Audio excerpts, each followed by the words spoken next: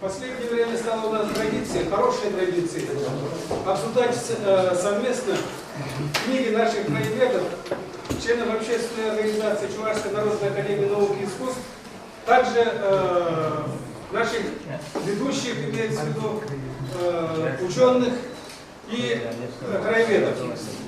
Мы продолжаем начатое дело. Сегодня в руках держите новую книгу-монографию Щербакова Сергея Владимировича, выпускника Чувашского государственного университета имени Илья Николаевича Ульянова, кандидата исторических наук под названием «Национальное самоопределение чувашского народа в начале 20 века. Идеологический аспект». Мы с удовольствием рассмотрели эту книгу вместе, обговорили много вопросов. Эту книгу стоит обсуждать. Почему? Ибо она имеет новую информацию для размышления и анализа известных и малоизвестных событий в истории нашего чувашского народа. Казалось, уже мы не имеем темных пятен в истории, то есть пятен в изучении исторических событий нашего народа, национального движения нашего народа. Было подготовлено много различных монограмм, много публикаций. Многие защищали дипломы, ученые защищали кандидатские и докторские диссертации, выступали на самых серьезных научно-практических конференциях. Ведь здесь оказалось, значит, вот эта книга показала, что не все еще потеряно, не все еще, понимаете, еще предстоит изучить много. Здесь собрались, не буду лукавить, именитые люди, которые сами много сил и знаний предложили для того, чтобы для изучения нашей нелегкой пути создания чувашской автономии. И поэтому, думаю, каждый из вас выскажется сегодня об этой книге, скажет, оценит работу кандидата исторических наук Щербакова Сергея Владимировича. Но первым словом представляемся самому автору, Сергею Владимировичу. Спасибо. Так, сегодня мы презентуем работу, которая готовилась длительные годы. Моей работы в архиве, в течение 7 лет работал в архиве. Я, конечно, в этом отношении счастливый человек, что мне, как историку, удалось окунуться в самое, что называется, гущее место, где сосредоточена основная вся соль, которая сохранилась в наших архивных документах, и имел возможность, конечно, изучать. Причем изучать не в читальном зале, где выносят по одной-две работы, а так получилось, что у меня практически многочисленный фонд лежал в кабинете и готовил статьи для конференции, доклады конференции, научные статьи для сборников. И в результате этого многочисленных исследований убедился, что у нас этот вопрос еще достаточно не полностью изучен, еще остались глубинные пласты, которые даже не затронули. И этот глубинный пласт вообще сам смысл чувашского национального движения. Вот мы когда представляли презентацию, указывали о том, что в советское время советская наука в первую очередь интересовалась о том, как в национальном вопросе реализовывалась ленинская национальная политика среди народов России и СССР, как сами народы реагировали на нее. То есть, как насаждалась эта политика, проводилась сверху, и как на нее реагировали сами народы. Но сейчас была предпринята попытка найти провести обобщающую работу, а чего сами национальные лидеры хотели применительно к своей нации. И сказать о том, что какие они требования чувашские деятели выдвигали перед центральным правительством, как правительство реагировало на эти инициативы. То есть проследить этот вопрос национального самоопределения как бы снизу. И свою работу недавно назвал, что сделал ударение на то, что здесь формируется идеологический аспект. Что такое идеология? Это очень имеет большое важное значение. Вот определение идеологии — это система идей и взглядов политических, правовых, философских, нравственных, религиозных, эстетических, в которых осознаются и оцениваются отношения к действительности, выражаются интересы социальных групп. Идеология, она интересная вещь, интересна тем, что она формируется на стыке всех 4 основных сфер жизни человеческого общества. Это и политической, культурной, социальной, и экономической. И поэтому большое внимание как раз уделял выявить вот эти основные линии на стыке вот этих основных общественных сфер человеческой жизни. И пришел к выводу, следующим выводом. В советское время у нас сложилось мнение, что чувашская идеологическая платформа, которую у нас пытались реализовать в начале 20 века, она была основана на австро-марксистской теории. Сейчас здесь все люди у нас разбирающиеся, не буду долго останавливаться на этой теории, но анализируя, все-таки пришел к выводу, что именно сама платформа была заложена не основе уже модной в то время австро-марксистской теории под влиянием великорусского национального движения, татарского народа, а именно были выведены предпосылки внутри самого народа на протяжении многих столетий. Специально есть раздел, у меня глава, где проводится анализ политической, экономической, духовной, социальной сферы общества, начиная с 16 века, середины 16 века, то есть момента вхождения в состав русского государства. Вкратце обозначу их. Экономическая причина, почему чувашские деятели стали на программу культурной и экстерриториальной автономии, обосновалась на том, что основная верховая часть, где мы сейчас проживаем, она была очень густо населенной. Чуваши были самым малоземельным народом в Российской империи. И поэтому для них вопрос о переселении и сохранении на новых землях своих традиционных укладов, как раз вот эту идею культурной автономии очень хорошо отвечала. В социальной структуре, сфере это было связано с тем, что чувашский народ сохранил общинные принципы. И поэтому они уже фактически привыкли жить своим организмом. И причем даже обозначает так, что даже с момента вхождения в состав российского государства вот этот социальный организм в виде чувашской национальной общины фактически был уже культурно автономен. То есть государство непосредственно, оно практически не вмешивалось в духовную сферу. Это у нас христиан православие пытался как же этот вопрос решать, как же активно вмешиваться, но само государство такой цели себе не ставило. В экономической, социальной жизни они жили по своим традициям. Только государство от них требовало 2 условия. Платить своевременно налоги и чтобы была стабильность в регионе. То есть, чтобы не устраивали восстаний и бунтов. Политической сферы. После вхождения в состав российского государства, еще до реформ Петра I, как-никак, но своя феодальная прослойка еще существовала, и она выполняла эту национальную представительскую функцию.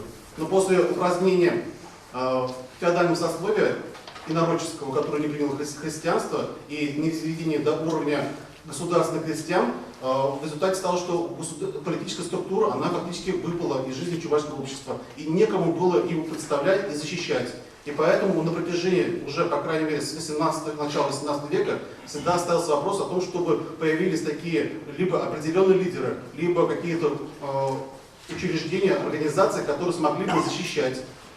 Начало этого процесса, как я в работе описываю, наверное, уже можно было уже считать с деятельностью Ахадера Тамеева, который в 1744 году обращался с прошением на основе общего съезда Чувашии, Чебоксарского уезда о реорганизации системы управления. И там, конечно, вопрос стоит о христианизации, но там стоят вопросы и налоговые, и судебные, поэтому это явление гораздо шире, чем у нас принято считать. Акрамовское восстание 1842 года тоже интересное событие, потому что собрать 5000 вооруженных крестьян самостоятельно, и чтобы они длительное время сопротивлялись карательным отрядам, для этого нужны были более серьезные причины, чем посадка картофеля и общественной запашки. Здесь и указываем факты, то, что подчеркнуто, которые у нас мало обращается, то есть из документов, который вывел, то, что там были требования о том, чтобы реорганизовать систему управления чувашами. В частности, чтобы и свой чуваш управлял чувашами. Там, да, вот одно из требований.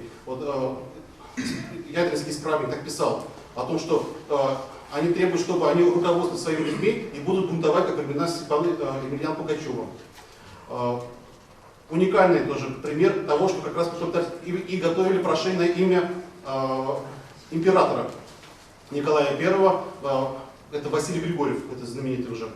Ну, подробно долго не могу об этом рассказывать. Но дальнейшую мы судьбу уже знаем.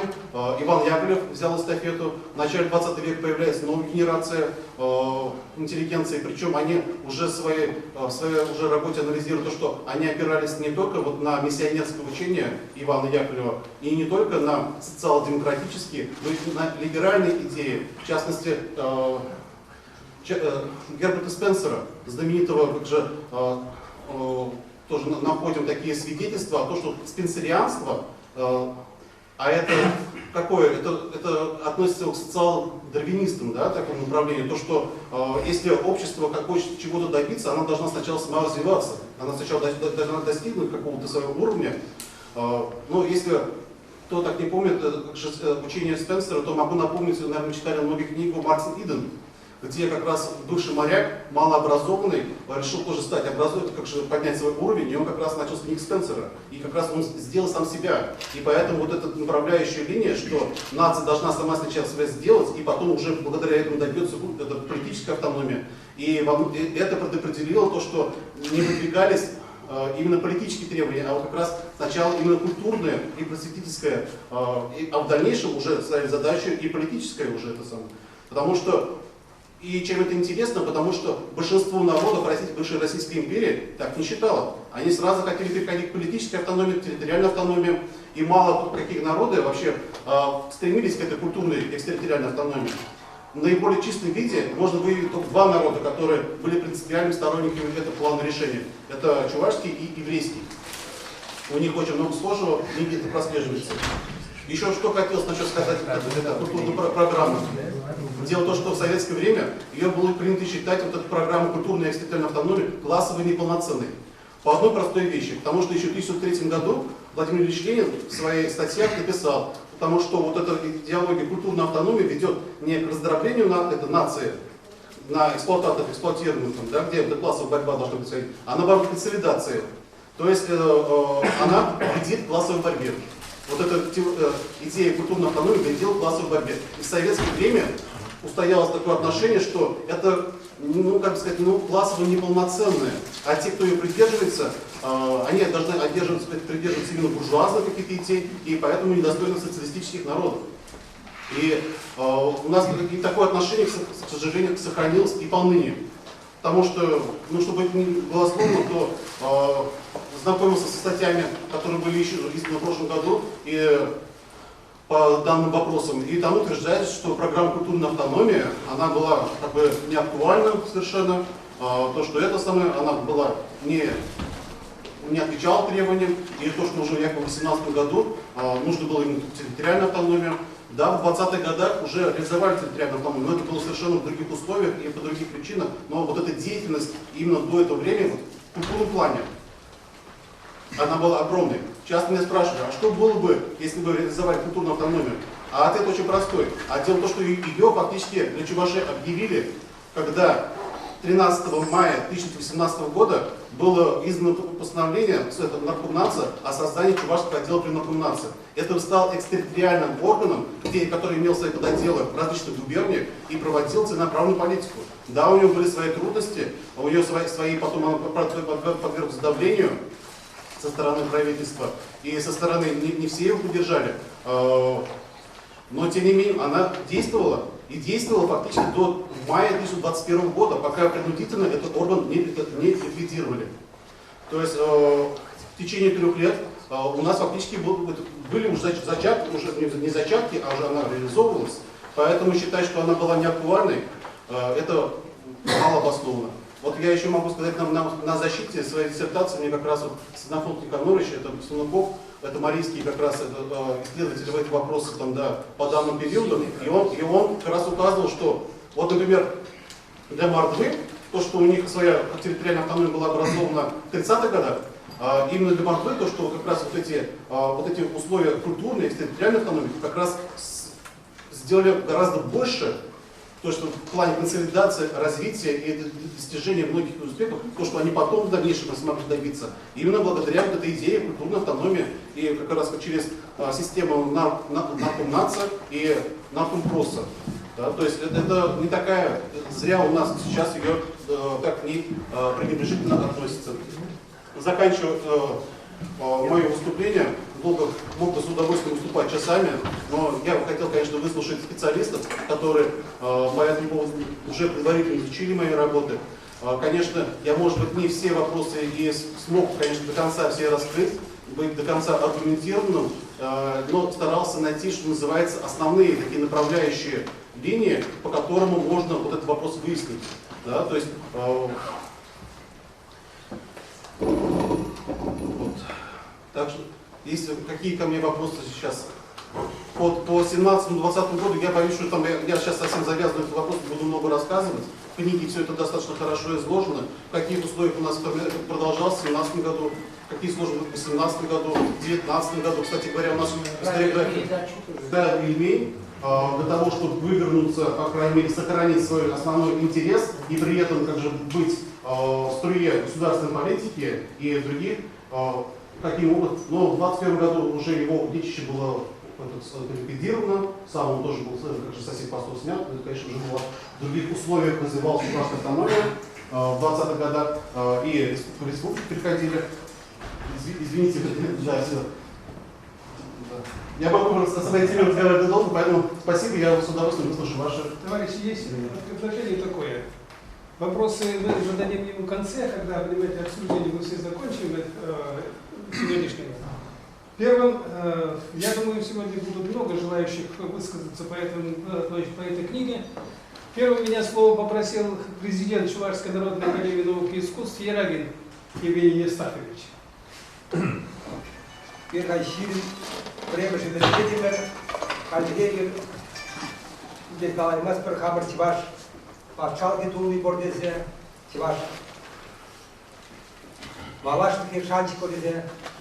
Халдейбек шампан икленетті. Шабада шак кенекле биде білдерішті, шабы ғытыра жемден мін жұтланы, мін дыбастен. Ек күнда шакна зағаттарашын, азилдерешін, күпсібігазын. Шермеш жылда автономия чеккене бір білетті, Чуваш автономия облысы мілетчик избедуна. Шабы ғытыра Хамдер чекме уездінде болмадан демелейін. Егер чекме уездегі тем демеші мансығайып бар. Шеш күні шешірат, мұнығы қабалған чекме даран десе. Чекмерен қабалдаран. Чекмерен дұсқаны бұл. Чекмерен қабалдаран. Айбір чекмене қажа қыбарда да жират бір косметимияс десе. Мұншы чавашта әсіне уже бұдана қырғалана. Халығы чаваштан чекме деші, шағырышын чекме деші. Шак чекме уезе, он закрымыш жылда илес болзан. Ханда онда ердегі крепет мерч варсен. Ертуші Бугаша Николай Гасинчен, як любимых Пидиматурчен, Каран Шельгуринде Юлдеу, Халах Квышик Сехиксканеран, Волда Халах Суланскер, Халах Майна Баллахна Араслещен. А шапакта во Каранда премьер коммуны туза республикада маллагаят.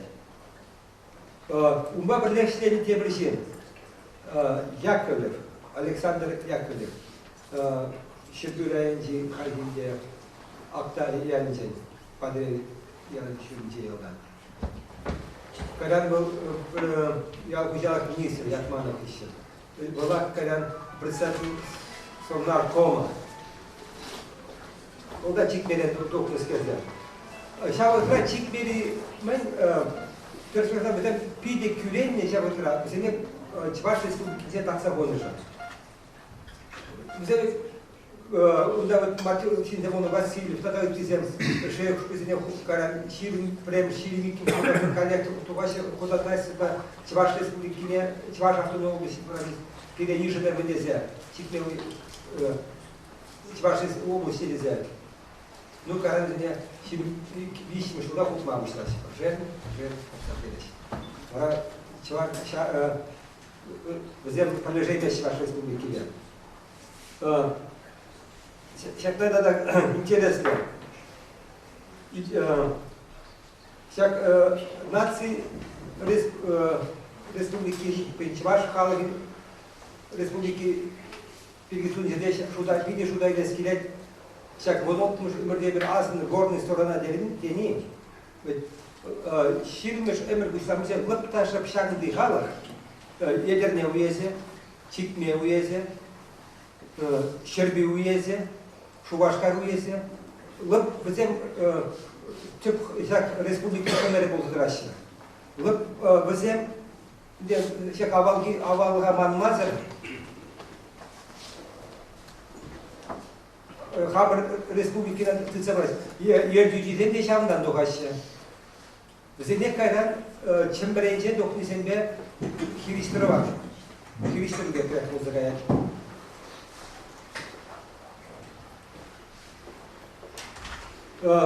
Шамбада худемы был Тарсиразан Сергей Владимирович Филипп Вызык Удымдуре. Можем говорить, шаг Волгемана, Волготрабен документсем Бухныча, если горный был, Октябрьская революция, документ, когда Чуваши года гражданской войны, сборник документов Нумайзем. Шельбурингемда самый мензем щек, где Каларман. Шамада шаг Сергей Владимирович поднимешня архив раевде, пусть там архив материалов вида, а не русское. Малах Волгема дадаш ли мели Нумай? Мы же Чуваш республики не думали Нумай. Шамна шуда и биди кирли, шуда и не кирли. Малах шине мажут бачу билин историксен, Волгемана, тарда, тарнрах, чаще выделили. А мне все-таки хочется по этому вопросу Виталий Григорьевич Родионов высказать за свое крепкое слово. Сергей Владимирович, с первой встречи мне понравился симпатичный и глубоко размышляющий человек.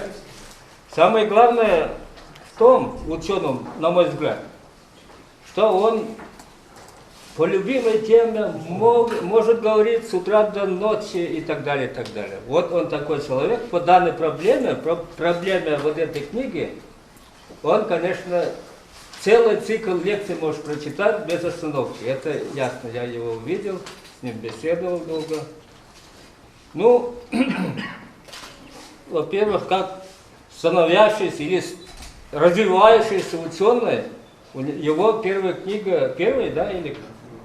книга состоялась, я как ученый говорю, состоялась, я даже чуточку ревниво смотрел, как он вот это все термины объясняет. Вот у нас иногда спор бывает по тому или иному понятию терминов. Вроде одинаково понимаем, а термины, то есть под термином там, или за термином, вернее, подразумеваем какое-то другое что-то. Фактически нет повода для спора. А вот термины не выясняем. Как он выяснил тему, там уже все ясно. Я уже под углом этих представлений, понятий уже полностью согласен или не согласен, но шел за ним. Я сейчас не хотел бы затрагивать проблему с 17 по 21-22 годы и так далее. Вот для меня очень неясны были вот именно первоначальный период истории, становления этноса, взаимоотношений с татарами, с марийцами, в 16 веке, с русскими и так далее, и так далее.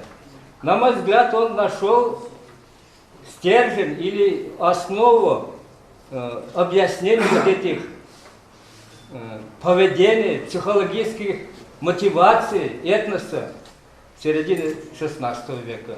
Почему? Вот предки современных чувашей поступили так, а не иначе. Предки марийцев поступили так, а не иначе. То есть он нашел вот этот ответ на эти вопросы именно этническом, получается, менталитете, поведении, психологии, истории и так далее. Он меня убедил. Я еще окончательно не подумал, но вчера, позавчера читал, убедил пока. Но вопросы оставил в некоторых местах. Вот, например, проблема татаризации. Вы пишете, что после указа Екатерины II, 1780 какой году там? 83 году, значит, массовая исламизация Чувашии происходила. Наверное, да, наверное, какой-то, значит, какой-то процесс происходил. Но вот по моему представлению я изучал бессермян, которые в свое время были чувашоязычными, назывались чувашами, и вдруг с середины 17 века начали называться бессермянами. И другие причины дают повод утверждать, что исламизация в Поволжье или в Приурале, наверное, все-таки, оно и в середине 17 века происходило. Один поток, можно сказать. А следующий, вот, который вы назвали. Вот если вот в таком плане рассмотреть, а еще потом после 5-го года уходили, например, Алгашевские чуваши уходили в ислам и так далее. Это уже третий поток можно назвать. Ну там, может быть, еще есть какие-то там, я не знаю, ну вот это надо, для меня вот не полностью пока ответ я получил, но интересно все-таки. Потом мой интерес, очень я интересуюсь современный период общинной жизнью Чувашии. Вы очень и ссылаюсь на Николаева, у него хорошая работа есть по общинам чувашским, сложным, простым и так далее. У него статистика, по-моему, была тоже. И у Василия Дмитриевича, да, Василий Дмитриевич, он целые серии статей написал об этом. Почему? Вы действительно говорите, что общины были основой. И что вот где-то сожалеете, что вот не было центра, не давали, значит, общинам объединяться и так далее, и так далее. Вот я потом при чтении вот этих строк подумал, вот есть такая цивилизация, как пчелы. У них ведь старшего нет, центра нет вроде. А у них, оказывается, есть роевое сознание, или роевое, по-моему, сознание. То есть у них есть сознание, цельное сознание.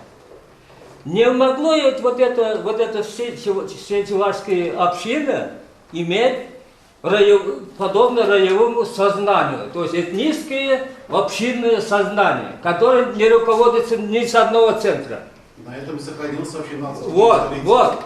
Если вот это применить, вот эту теорию, именно народ объединился все равно, именно путем роевого сознания, общинного сознания. На основе язычества, народной религии Да. Чувашии. Вот, видите, вот интересное прочтение, мысли появляются. Может, и хочется поспорить, но все равно он убеждает, что Родионов не спорит, здесь он прав. Но все равно надо обсуждать. Ну, обсуждать надо. Нет, еще вопрос сейчас. Подождите, у меня переболело. Знаете, у нас сейчас и в литературоведении, культурологии, может быть, ряд исследователей пишут о таком, условно скажу, герметизме чувашской культуры в средние века.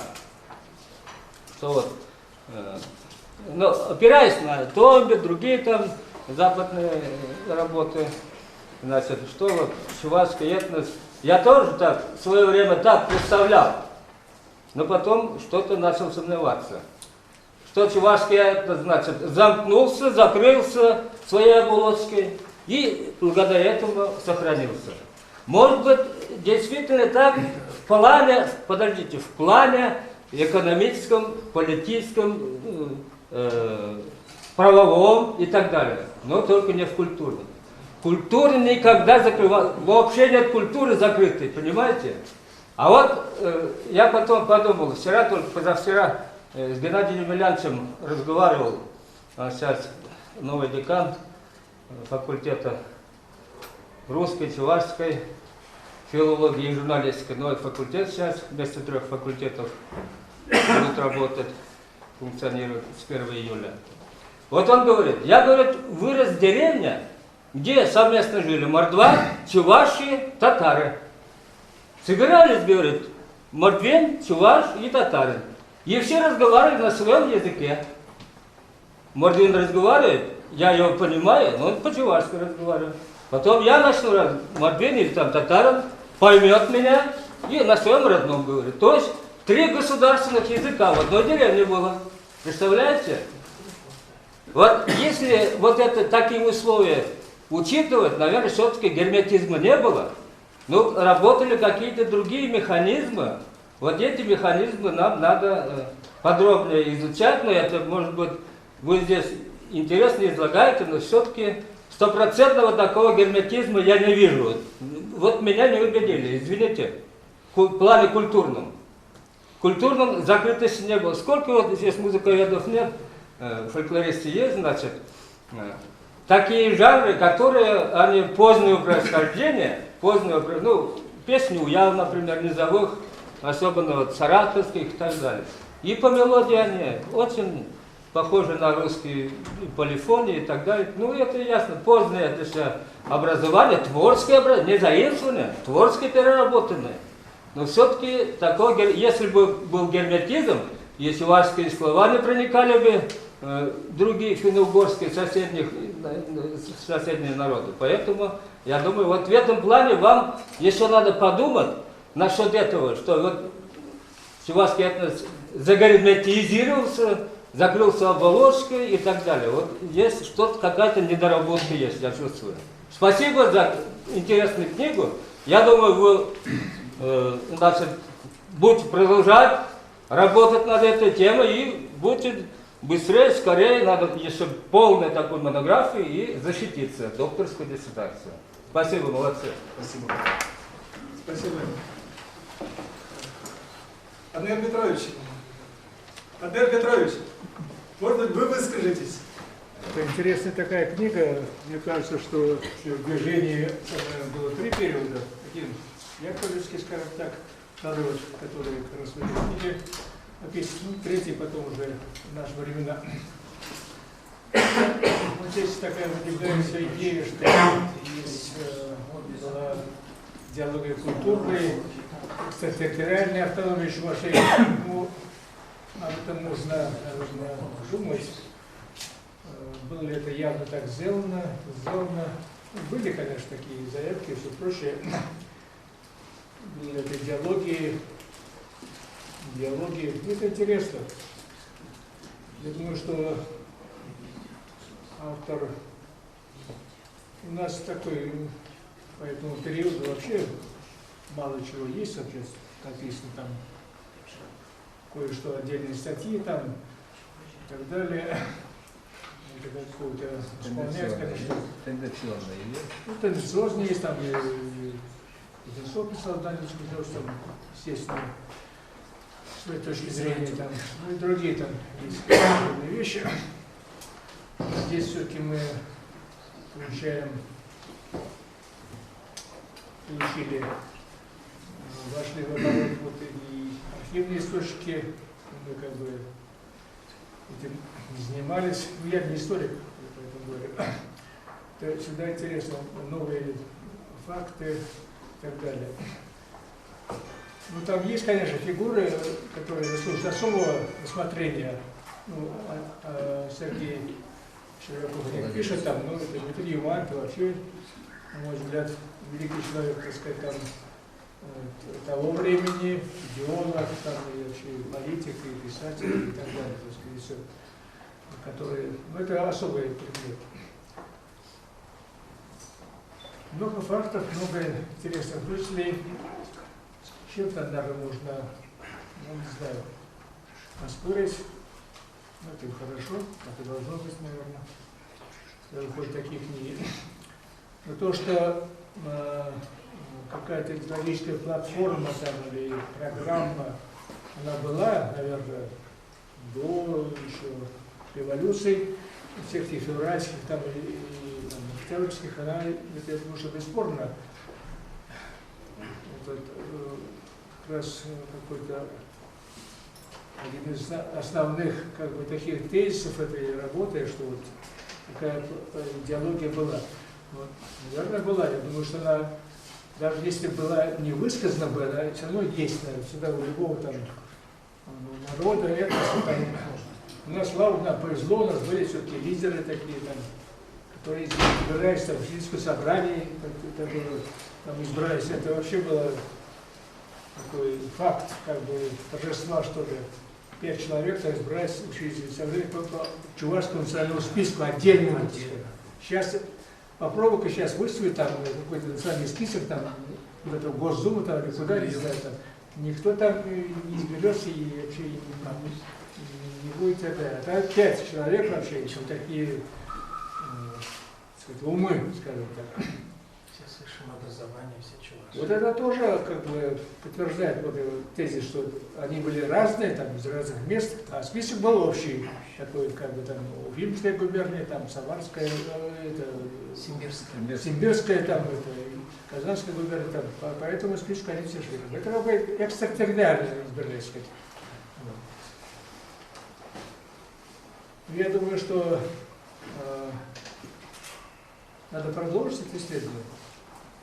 Как-то его довести, может, до наших дней, не до наших дней, там, ну, до каких-то дней, там, 80-х годов прошлого. Наши дни не надо. Я ему говорю, Репрессируют. Нет, до 80-х годов прошлого века, скажем так, прошлого века. Там тоже были интересные события, так сказать, и все прочее, там, тенденции. Тем более, что идеология ЧАП и ЧНК, она тоже в известной степени отталкивалась от этих идей, которые мы не скрывали, это об этом говорили. Это потому, что то, что было тогда сформулировано, оно как бы остается актуальным, было актуальным и тогда, и сейчас тоже оно тоже в определенной степени также и актуально, и значимо, и так далее. Эти вопросы как бы не устарели. Спасибо, Дмитрий Петрович. Деп мен қалашын ерінде представление пішірдің қанды, ерін фонд сенбек білігірамала хушенте, книгаларма, Бурстакала, Вошла Владислав все равно проля. Деп мен қалашын ма, той Да. Я бхали, да, это как ваш человек. Я только что сейчас приехал с кладбища, был у сына, приехали у меня братья, ну, двоюродные, есть миссия Уганская. Они сидят сейчас вот за библиотекой, я их пригласил, не захотели. Им совершенно неинтересна эта тема. Понимаете, вот какая проблема. Они не знают, когда республика создавалась, ну, что это было, что событие это было, как к этому чувашский народ шел. Это проблема большая, кстати говоря. Вот конкретный пример для вас. Значит, им совершенно это интересно. Очень многим, конечно, вот, кроме тех нас, кто в этом зале сидит, тоже, наверное, не совсем интересно. К сожалению. Тем более, что вот мы пишем книгу о том, как создавалась автономия, и в то же время уже пора писать книгу, как ликвидировать их автономию. Понимаете? Ну какая проблема? Такая проблема есть. Она, значит, вообще известная. Вот потом, о чем хотел сказать я сегодня. Сергей Владимирович с этой книги понял тему такую, которую обычно мы не поднимали. Это вот предпосылки, истоки, вот как к этому шел народ. Это прекрасно, это хорошо. Обычно мы танцуем только вот тех документов, которые появились там, в 17-м, 18-м, 20-м годах. А что до этого было? Как вот народ, ну, скажем так, зрел и созрел для того, чтобы какое-то решение принять. И вот эти лидеры были этих решений совсем молодые люди, 35. Вот Ильмин, 40 лет был, по-моему, он 85 года рождения, 1985 года рождения. Совершенно молодые люди были. Вот. Мы сейчас сидим, мне вот 61 год. Многим из нас тоже вот зачем сказали. Виталий Петрович, Ван четко ларекunda стоял, сипне, семеги. Вали бирин, семекиме, что шушина сипне, тебрихне, ну сипнесь. Они были молодые, как им тяжело было, как нелегко было. И вот кое-какие, конечно, моменты в этом отношении Сергей Владимирович очень хорошо подметил. Ну, особенно, конечно, влияние Спенсера. Я это читал, его книги Спенсера, труды. Влияние на Никольского, кстати, было очень сильное. Никольский под влиянием находился Спенсера. Мы об этом, конечно, особо не говорим, но на самом деле так. Вот. И другие наши лидеры, Чувашские национальные, тоже находились под влиянием. И Бауэра тоже, это что было. Ну, а сегодня мы не находимся, что ли, под чем-то влиянием? Тоже находимся под чем-то влиянием.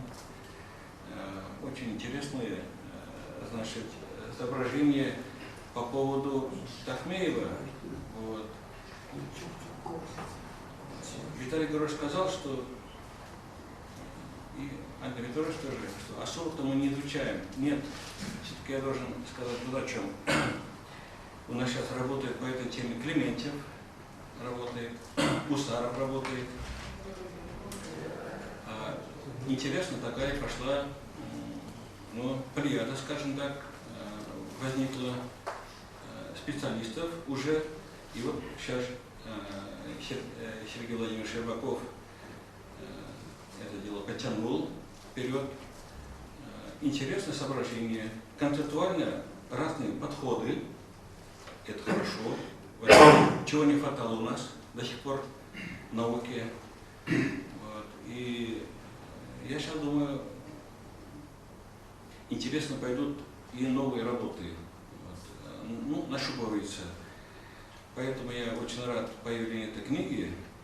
Это кидает, ну, как камень, вот, ну, чуть-чуть такой заплыв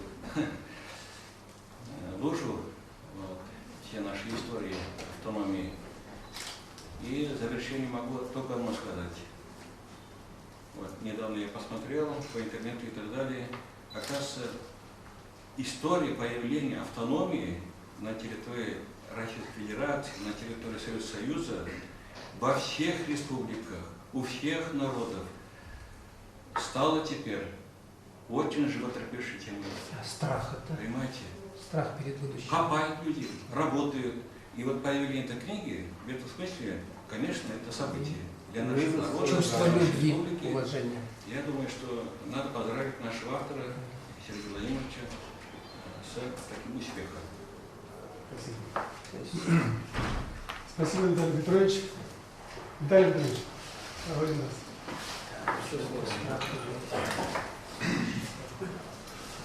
Yani kniga uyanacak nevrozu maksimum alanında. Bana иньяридный библиотекаран, Шеребе была. Борис Савин кон врано или кон бледный, обычный булан деп була за духом. Джабли Мазар, иду балы земларца, шкру балы земларца, Шерлебе, Кураба Черде. Маншинку тема сивых. Мана пинде довршительный шуда ишрен кларзаяна чухне, юман тигзарслен чухне, эс шумал ликен. Важно был темле, ну шолдырбек тюнать. Мана тутса хокум чухне, шам же молод заган, матуриден, чуваш шумал на сердце. Куинде каплагана, ебесана мухтадып книгежин. Ундар реверанс всем нумай, аплабузанда шибышула, лайық. Чынақта Виталий Петрович Вишневский профессор Каларшле шене материал зем, архив рандутный материал зем кіртсе жирна. Шибыштарны лайықын хаюла галана. Мана минутларак келишилдан Эльмене, Тюррегларны, Трудовая коммуна, Меншин Шавжайба, Меншин экстерриториальная, территориальная автономия бар, культурная, то есть народная автономия, и культурная, и экстерриториальная, лайгынландар забаны, бұл пурниде пілмелер. А то я в шутланче от трудовая коммуна думақтанза, Ленин сүйне пызык плана аслы чуваши, плана ежін мазыр, елмен ена штуны бультезе жуплатын. Кунда түрізек шердің бұлзан, крежу, харгажу мүлле бұлмне, лайк кадар сабаны. Енен меле. Савандееве, Коричеве, Юмане, Алюнове, Яковлев проекте, Ельмень проекте, Алюнов проекте, тогда Кизен проекте зем. Возняла их на забаны, умчение на буламан.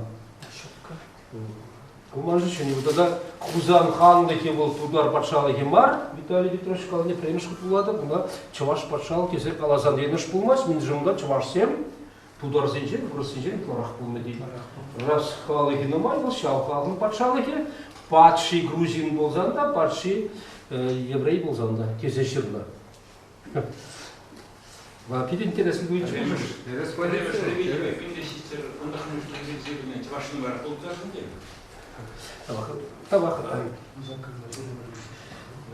Епе княгине улазылардымда, мал түрлетсе каламал десем пор, шабақта мана ахалден бар, ішсен кварзаяна. Ну, май білмей юрамас, бай зештен кварзаяна, шешті шапқанды жүрезейді. Шабақта ман юман тваны зем калазабаны, кыдартын документ жезем, арестлений болзанда, ман все-таки Кошкинский, чунаушса каланы зем пор, Везде камыл учина калани калабани пельмеспе чуваш книге палатинче калазабани зе. Ондан вар Гурий Макарич Титов. Он пиет случай ваш, между на них амда жуда ильмен, жапартман. Вот я когда пример на царственный зембурну пизеиде, пиет осло плеген чинчил. Советский чуваш хотя редактор был скер. Вот когда на чуваш, вот ваш мне послужил ваш. В зене инде вот, рамбир собрался, не гам того калай массу зене, взял так и бомбар декающий. В зене каличен пижитлеме демайнума, пижитлеме что. Ну, как охрана Алюнов. Алюнов калаши документсен покужунда, вот Алюнов түрмеде кузан түрменше туалета кайында халрагажи күнде белне. А түрсибе он бекмар. Кемше паш Максим Кошкин в этой меже худ был закалажать, шабрашин. Интересно, друзья. Прехерлизе баджа, тебрешуризе баджа, препризе маршлеш, тебризе маршлеше. Гаврилович пурза пущабать, Алюнов мече, торгаш хамра жазне, Лев Лукин мне, Пичешне. Лев Лукин, Филипп Лукин, Пичешне. Анберзебрах, Юмана, Тебрне, Анберзебрах, Хамразев, Шаврнашевзем, Чарбушкин заедать, а Гавриловна, блядь, Терезер, блядь. Если он кружок тянул, союз чувашских учителей, он университет программ не будет, он статья земли. Или верный статья земли. Хитрескер, портретный псандакуратор. Кунда чи хитрый портрет Жемаруна. Кунда портрет чи хитрый мар. Шавдар хаста заедать, мораль унув казера. Кайран хайне. Хайне тут загубаши, хайне беде, калашу булать, милле. Но все-таки тем же лицасында Максим Кошкинский не калачил. Я не могу переживать комиссародержавие. Я ненавидел комиссародержавие, перенести комиссародержавие не могу. Чурезерен Сиксе Велич, Борис Савенков Сикнебеки. Лубянка Савенков Сигеть, Чурезерен. Кузан Терминджен, Алюнов Сигеть. Проперещи хунуку, на Хальхи Бекмар был малатер. Ну, Хальхи Терминджен, тем марга, чамса тут садарашиде. Унчик тещи хунуку, президент народ, рубль не был и нет. Таннаштарза, Карел Зенбе, немесе Таннаштар пробеки, пробег марлик, тем монопедики, лишиш, лайк Таннаштан, трудовая коммуна, Тебрезем. Тударс лидер Зем, Шариф Сем, Султан Галиев Сем, Рушах Ужах, Кама Валидине, Мазын Масын, Тоган Валидине. Если не кирю не пора, но тельбулна полмала, тельбулна мар, взем, пархуран даврение. Документ симпал, да все же заборбаш, как считать тельбулна. Взем прокуратор, взем предел лайкали, взем проекция специально. Я думаю, да и келен архив документ жоқ, там взем экспертиялар за шнапс ішінде зашырды жоқ, там вектор болман бектойнай. Умбек ма. Взем прокуранда прилетел полный калашных худшины, урамиче прилетел на заводна. Юмань туда лабельни, туркмен лабельни, лешем чеваш лабельни, вырс лабельни. Взем документ же зембор. Все-таки маншут надо тур себе. Ваш историк взем все не был и ченчал, документ 7, сборник задыца булаще. Без никаких комментариев. Лучше бы понял, что там есть. А то комментирует прям то, что совсем не так было. Или совсем по-другому даже было.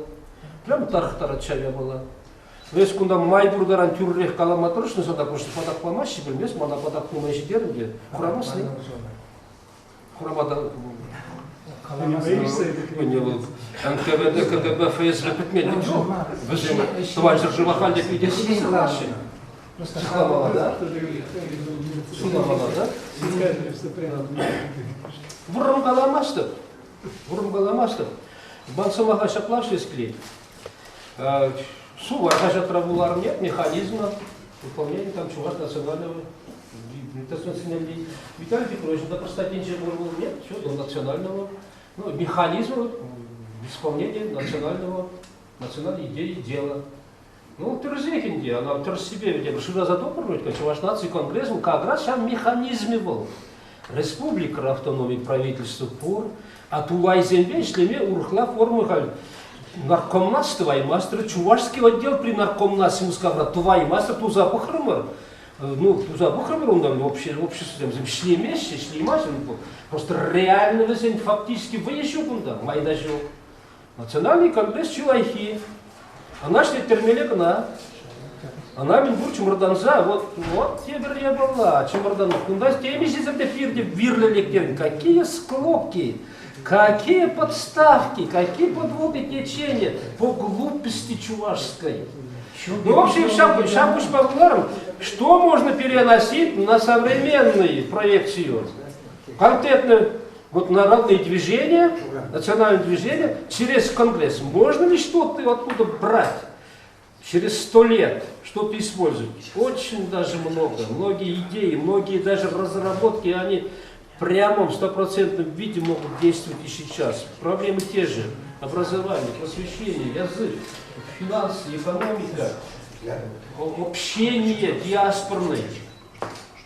А все-таки сторонник того, что вернуться надо к национальным районам, к национальным сельским советам, которые были в Самарской области, в Башкирии. Ничего плохого в этом нет. Путину легче будет управлять только страной. Это даже поднимает дисциплину. Он да из Умберги сын автопратмас, сан тапхаре был мар, сан маларах и тапхаре. Видите, лайки была. Пинде это курсат пиликин шухи не лайк сюда сабана. Первый период, когда возродились истинно национальные такие движения. И потом вот 17-18 год тоже. Эти два всплеска в умах чувашской интеллигенции, это самые так, переломные моменты, они навсегда останутся. Те передрязги, те баталии, умственные баталии, они будут продолжаться еще, пока народы будут на земле. Эти баталии будут продолжаться. Противостояние всегда будет. На свет дневной есть обязательно лунный свет. На добро всегда есть зло. На почитателей Щербакова обязательно найдется кто-то, не почитает, если даже равно выступить навстречу не может, обязательно ножку подставить. Это противостояние вечное, оно диалектичное. И в этом плане, конечно, моя книга, Сергей Владимирович, читающему, умеющему много хорошего для размышлений дает. Я тебя поздравляю, успеха, как все другие желаю. Как ты мог вот так, нежданно-негаданно, в новой генерации историков выйти вот так крепким? Неужели Виталий Петрович помог тебе? Виталий Петрович иногда сам он немного боится правду говорить. Хотя фонд хорошо поддержал. Его защитную поддержку. Где-то хорошо поддержал, Вячеслав хорошо написал. Так что, кто не читал, посмотрите. Конечно, не всем интересно, но кто хоть раз соприкоснулся к судьбе Алюнова, Юмана, первым Юман, Кириллов Сергей, Кури, Эльмень, Дукин Лев, Алюнов. Это же такие лидеры. Не за карьеру, не за богатство они сложили голову. Все-таки за идею сложили. Это лучшие сыновья. Вообще-то я куда-то поднимал вопрос, может, при Шевченко было, их имена должны были высечены на здании Конгресса. Не выполнили это положение. Ну теперь-то все-таки ясно, за что они боролись, где они ошибались, где не ошибались, где они явно противостояли, а фактически они не противостояли народу. Ни советом, ни советом. Их понимание просто, их понимание пути развития народа было такое. Кто за христианство, кто народник, кто есер, кто кадет. Ведь у всех причины свои есть. Это понять надо и определить. Никого из них невозможно давить как народ, врага народа. Но кое-кому-то из историков хорошо подхлестнул. Крупных даже я рад был, очень даже рад был. Сегодня Единая Россия, нет? День России? Нет, Единая Россия сегодня. Сегодня праздник, говорит, Нет. да? Вы состоите в партии Единая Россия? Нет, меня... А вы Нет, я не состою, Юман не состоял, зря его приписываешь к А вот так же коммунистам. были эсеры, прочее. Юман переодетый в коммунист. Юман никогда не был коммунистом, его никто не брал бы. Он всегда говорит, я работник совета, я за советы, другого пути нет. В 18 году пишет. Коммунист он не лез и зачем зря так? Вот себя нельзя. Есть такие, у меня много вопросов таких. Я не в Единой России, я в Чувашской партии. Единая Россия это одна партия, Справедливая Россия другая. У меня партия Чувашская только. Спасибо, что слово. Спасибо. Благодарю, поздравляю. Спасибо. Вот сегодня много еще будет у нас разных, имеется в виду, споров по этой книжке. Но я хочу представить все-таки слово тому человеку, без которого сегодня эта книга вряд ли бы увидела свет. Но это всем известно, знаете многие, что Николая Егоровича Лукьянова. Я ему представляю слово. Николай Егорович, пожалуйста. Сейчас. Книги авторны, Шаханбек. Может была Чувашнации югом недель. Чувашкалық неде педикілі книги сирутса. Кундюрі рахмажым. Таудывашын. Шагымдалар ганзене. Чувашнации югом не учына ганзене. Тада Чуваш халықне. Шагында книги тухнышын салам башын. Межедедесін может балау. Книги қам бұларым. Малдан кыштақта біліншен атықма бұл житчен. Может балау. Иди кызык. Его враг кирлі книги. Автора Хайнишне Малалар Писма Войба Дардяши.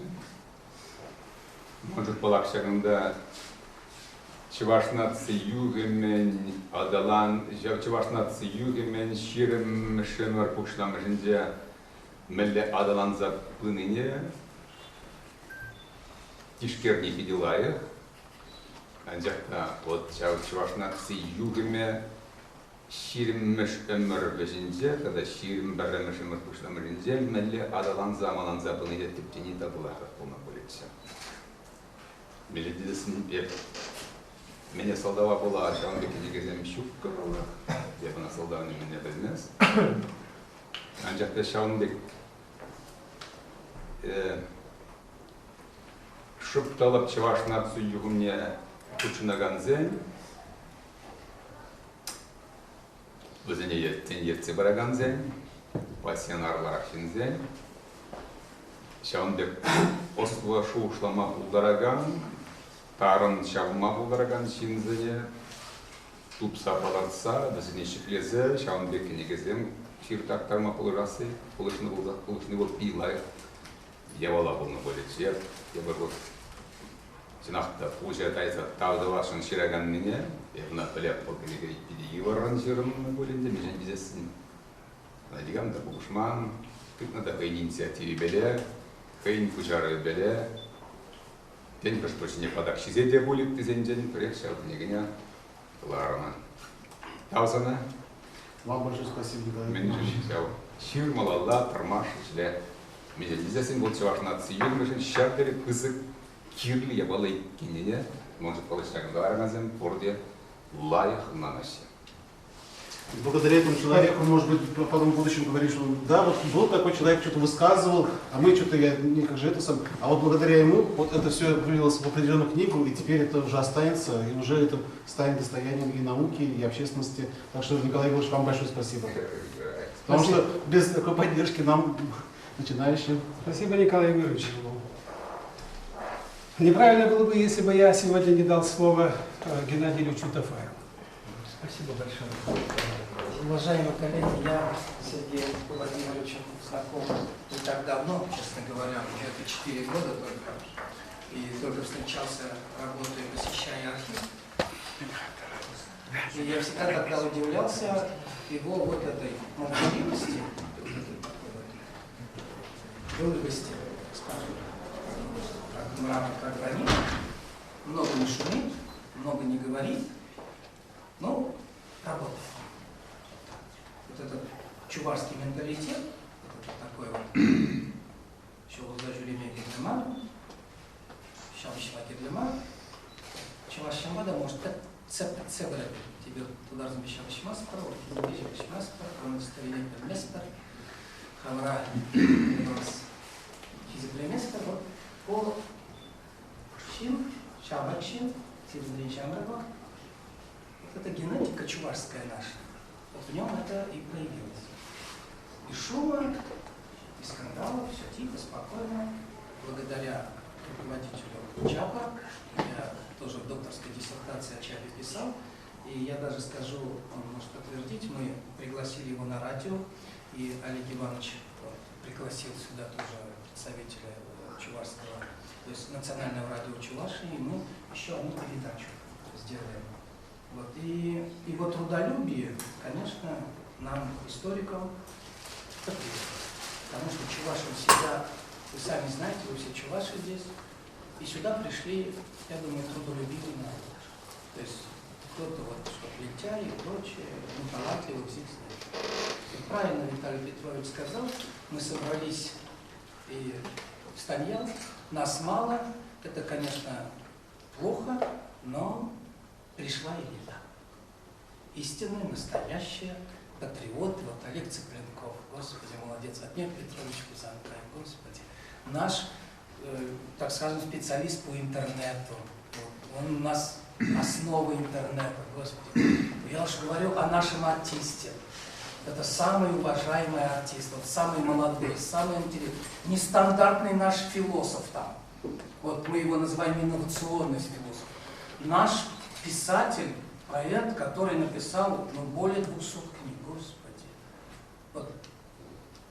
То есть здесь собрались на самом деле вот, цвет нашей чувашской нации. Вот ты молодой, а пришли вот за 60, как Виталий Петрович сказал, за 50-60 люди, которые художник наш, да, вот вы сами знаете, видите, вот, там, это все, которые, кто пришел, те, которые вышли. Я уж не говорю, а у вас как называется, не президент, а Академия наук. Президент, да? Вот президент. То есть под эгидой вот этой структуры, то есть получается все краеведы Чувашской республики, а это существует только в единственном числе во всей Российской Федерации.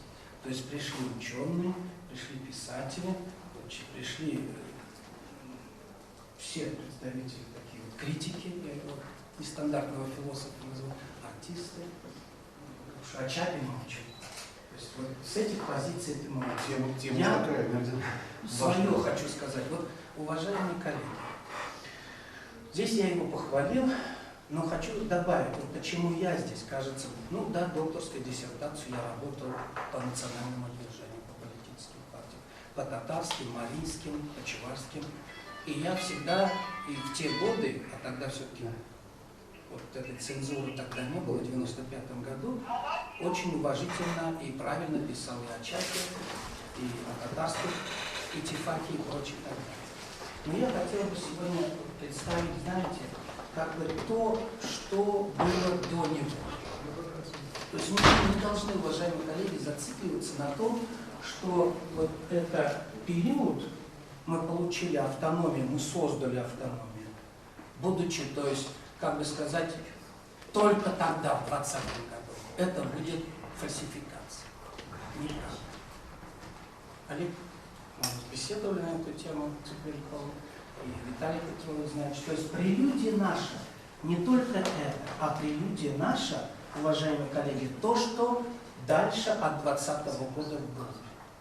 И к нашему стыду, я всегда на Виталия Петровича ссылаюсь, на Олега Цыпленкова, потому что вы, я считаю, идеологи, и Чака Лукьянова, идеологи национального движения, и Огнет Петровича, тоже идеолог национального движения. То есть мы, к сожалению, вот этот пласт, в отличие от татар, история, то, что дальше, ну, скажем, от Казанского ханства и далее, у нас это было. Мы пытаемся, фонд Орской Болгарии пытаемся. То есть прелюдия к тому, к чему он написал, вы помните, империя модерн, государство, не чувашское, но наш язык, болгаро-суварский, формировался там. Наше тюркское язычество, вот представитель, уважительного язычества и народной религии, формировалось там. Наши элементы этого язычества мы пишем и здесь. Это китайские слова. Тоже там. Это монгольские слова, тоже там. Это иранские слова, более 600, тоже там. И потом на Северный Кавказ. И там тоже мы создали государство. Вспомните, империя Аттила, носитель империи Аттилы разговаривал на болгаро-суварском языке. Там в империи Модер мы сформировались, язык и элементы культуры, этнопсихологии и этнорелигии. А на Северном Кавказе мы более 100 лет проживали. И более даже, вот с Олегом Цыпленковым мы сейчас беседовали, он туда и на Алтай ездил. Почему Олег Цыпленков возит патриотов чувашских туда, на Алтай? То есть есть люди, которые знают и хотят знать нашу прародину. Почему он ездит в Дагестан? То есть в Сагирское царство, в составе хазарского каганата. Наше же государство, уважаемые коллеги, и Великая Болгария, нельзя стесняться, то, что татары у нас это теперь присвоили и говорят, что в Великой Болгарии, вот Виталий Петрович может подтвердить, он очень хорошо владеет, знает, как ученый. Они теперь говорят, и Аттила разговаривал на татарском языке, татаро-кавказском, и дунайские, то есть причерноморские болгары говорили на татарском языке, и савиры теперь пишут в последнем учебнике, что я купил на 5000, съездил туда, болгары и шувары, предки татары. А причерноморские савиры и причерноморские болгары и хазары пишут далекие предки татар. Аттила говорил на татарском языке. А это наше государство было. Да, оно интернациональное, но разговорный язык государственным языком был болгаро-суварский. Это не вранье, это доказано международными, и Виталий Петрович может сказать. Это следующая ступень нашей государственности. То есть я к чему клоню? Не надо, это правильно, но у нас более древняя история. Древнее, чем у татар. И больше скажу, древнее, чем из русских. Так, мы первыми приняли христианство. Мы вот с ним дискутировали, он не против, президент наш. Да, принимали болгары-сувары или савиры христианства. До русских в 619 году. Почему? Мы стесняемся все это сказать. Кавказ. Почему мы Алпи Литвер? Это Савирское царство тоже наше было. На нашем болгаро-суварском языке говорили. Это следующая ступень. Вот развитие. Мы ставим это для детей, мы издали. Вот. Это тоже Савирское царство. А следующее, Востокамская Болгария. Это тоже наше государство. Да, мы ее называем древнеболгарской цивилизацией. Я вам покажу, так у вас волосы дыбом станут. Татарский новый учебник я получил. Называется «Болгарская цивилизация». Я хотел принести, но подумайте, я пропагандирую татарские учебники. Нет. Болгарская цивилизация на Волге. Ни одного слова про чуваш. Все, вот Дадюков, писатель, я ему показывал, он может подтвердить, прям вырезал, посмотрел. Вот. Болгары, сувары, татары. И все, весь ислам. А если честно, вот Виталий Петрович, я всегда на него ссылаюсь, да я Олег Петрович здесь вот, по язычеству Родионов правильно, умно сказал. Правильно. Я ничего не критиковал и подтверждаю. Как мне тоже кажется, он правильно сказал. По язычеству, вот мы только выжили за счет язычества, за народной религии. Некоторые обижаются, вот Олег Цыпляков на меня обижался, язычество не говори, говорит это. Но по народной религии за счет этого выжили. Это тоже наше государство. Да, монголо-татары разгромили, да, мы специально сделали вот такое цветное, 100 тысяч стоит. Вот так. Это специально у меня студенты рисуют, очень Чемель включили, Тамерлан. То есть вот этот период 500-летний, это на основе, я Дмитриева попросил, Аристарха Дмитриева, который улыб, вот видите его книга, да, очень великий, талантливый человек, очень простой, очень такой добрый, типичный чуваш. И вот он мне его с чувашского языка перевел, потому что у нас КРК программа какая? На русском языке. Вот он перевел, и я сопоставил Батыя легенду и Тамерлана легенду. И на основе с иллюстрациями, вот, и почему вот так?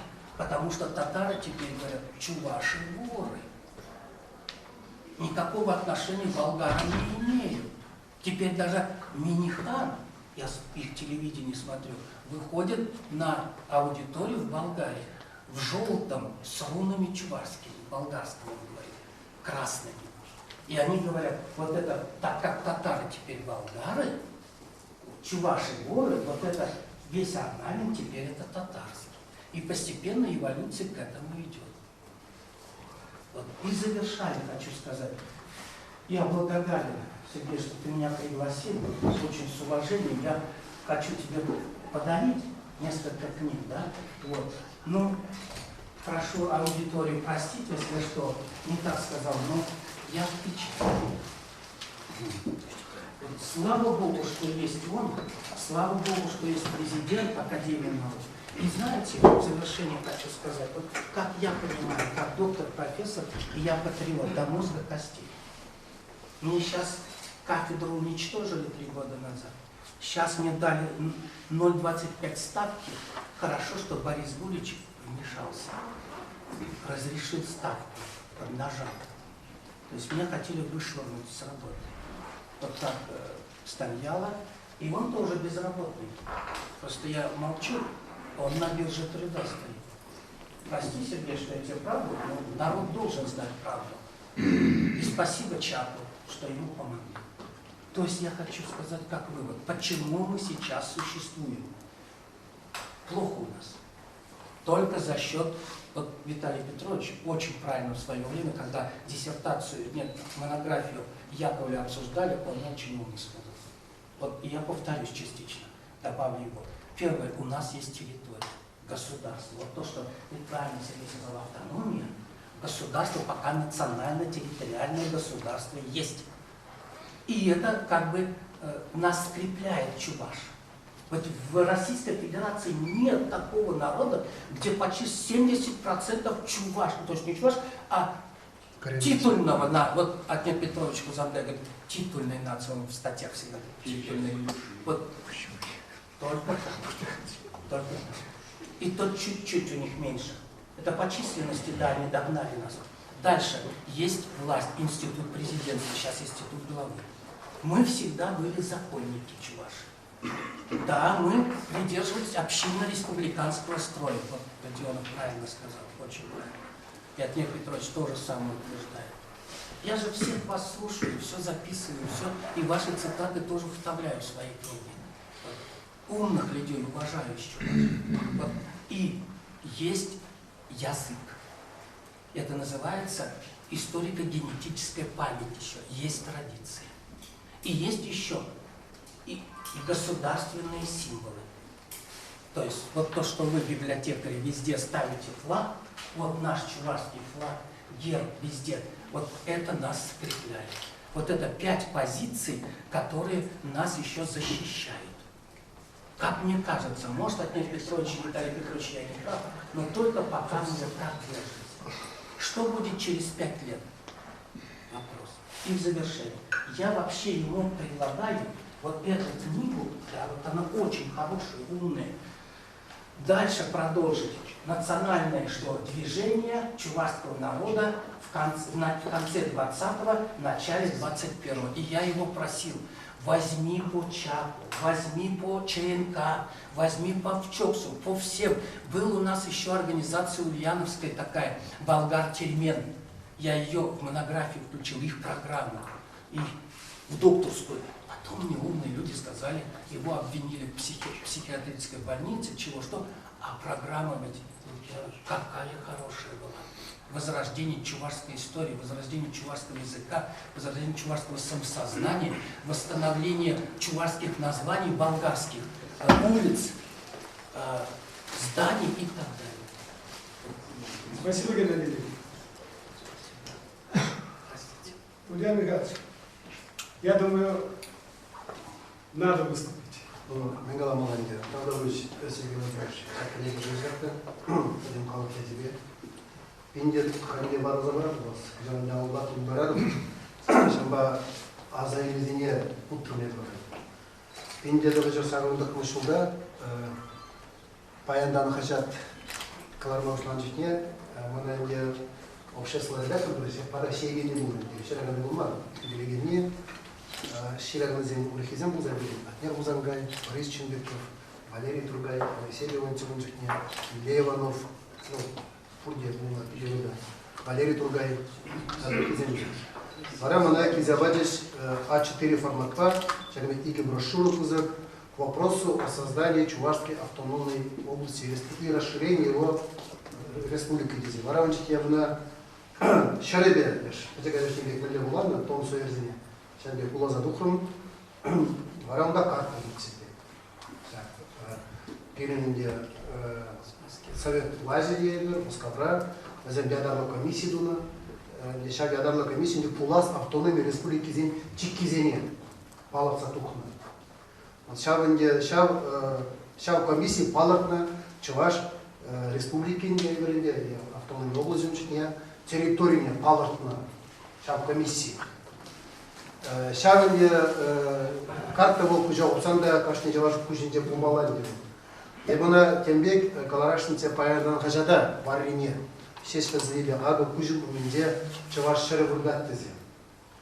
Но отра перино компартия де буринде компартия чензезе ман паярдан хажазе хадастады. Деш икки бал илеген школдеген сочини бе хеккерле туктар дерне. Бара шанкат научне клактар марис. Кому прожить. Шамбада халики утра шагынде книге главный был. Кого придя. Чата километр война паттер килли эш. Тунеза. Мы же дизель шав ишламышне перед лайк пельмени. Ферзекала Виталий Петрович дизельге шав вагатра мелля процесс полно хальде разобрать. Равнумах пинде до жертву никимыш дигли шулара. Вот чуваш нацика грязь елени, перед нацией юги уразнерами. Валдайки чуваш культуры центр, валдайки бирин тамлажу зем, кухнера, мастерская зенде, редакция зенде, хайран чап, чуваш нация грязь. И бир кедр год туна велосипед. Но же дезем валдайки велосипед пальмени. Перена каламанда, кадатманда, думаешь земна буламан дейдер. Шамбада и бир болбатра кедр год озагларма тарашна велосипед. Халин калабрит и бир пумалама. Тогда он чтение платным вчера. Мы же вот тударзин хузанда нариманова телемеле вел палат натна. А мы же пилин галабар волотра и меня латман жил. Вот это учитель шаплаш платным чтение. Сказал Сергей Владимирович тагалары. Или мне какие-то личные интересы были. Платным чтение. Тудар мы же не зем тударзин волотра, когда нариманов зем нацилизирован.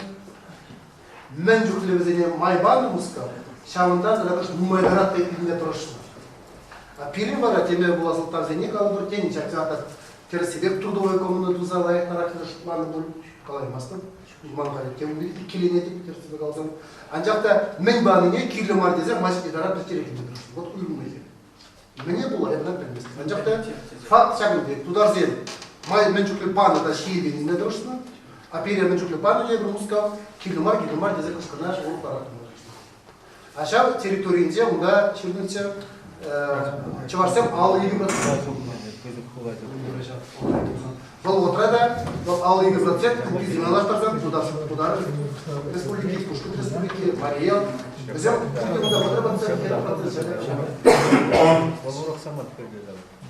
вот кошканан дегала калармыр, чынақта тудар зембе, ну палақ пойдем тудар зембе екінді кешемас, анжақта тенденция чынақта пур бол.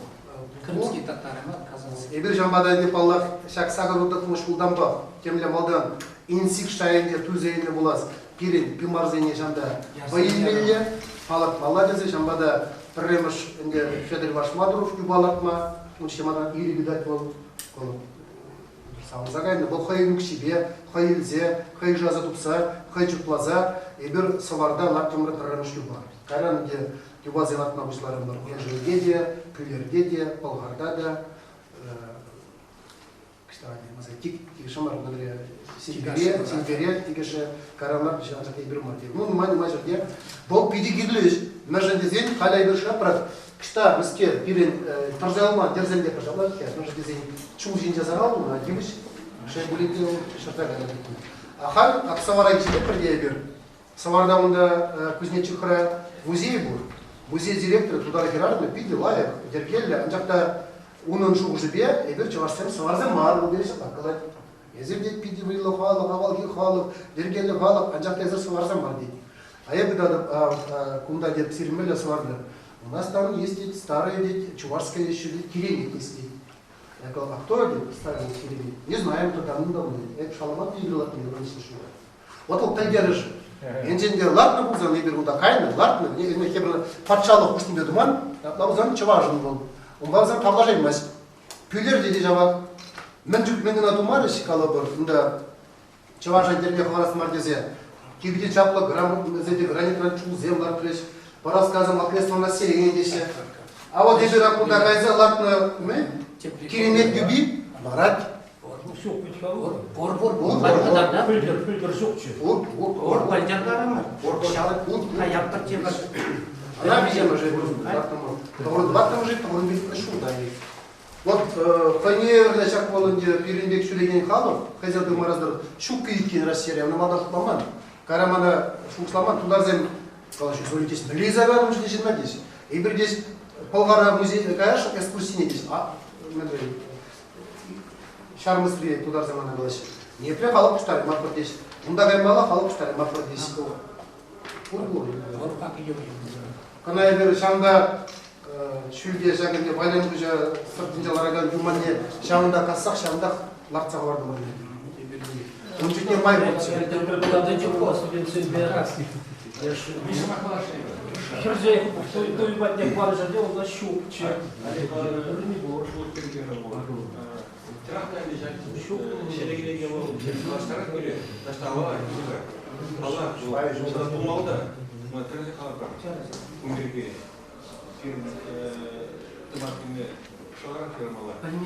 Вот, мне кажется, вот туда,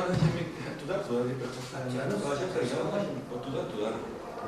Я прям все даю с ним буркатура, я помещала туда хромал, дома, приличные, сильные, я говорю, интересно, по-моему, земле, нигде маншан был халат, кем узала как туйма, хотя бы чем туймач.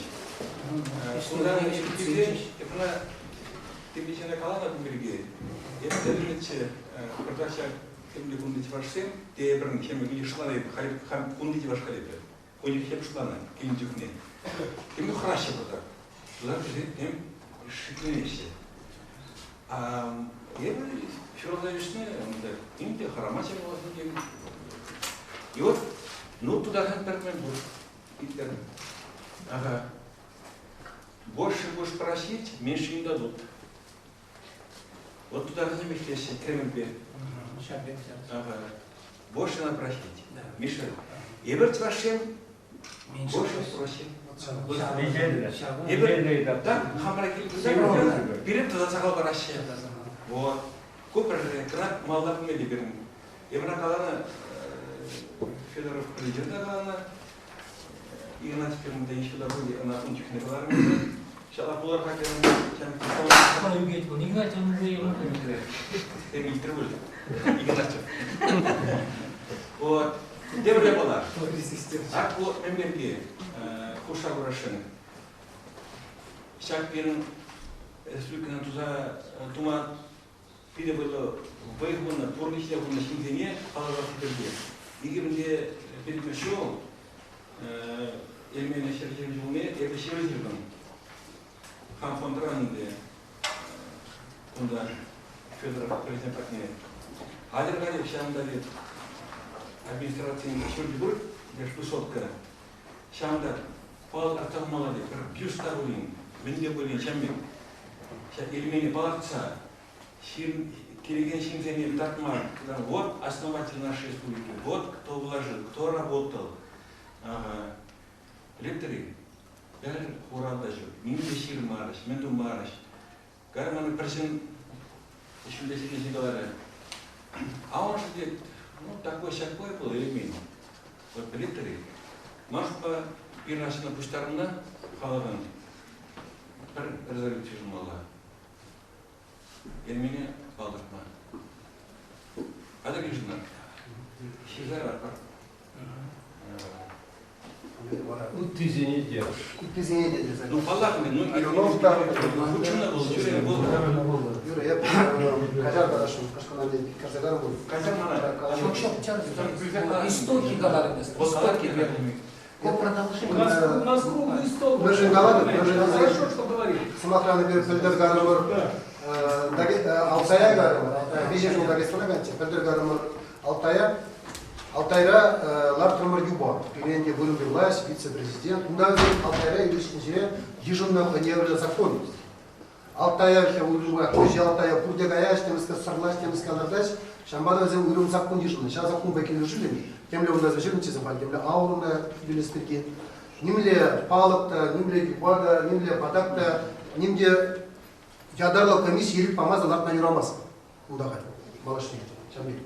А перенде взял еріп падиш, гүріне вырзабатиш, вара ундайдыр лартымырда дебине, вара мана культуры министр Калач. Салам далаза женщине.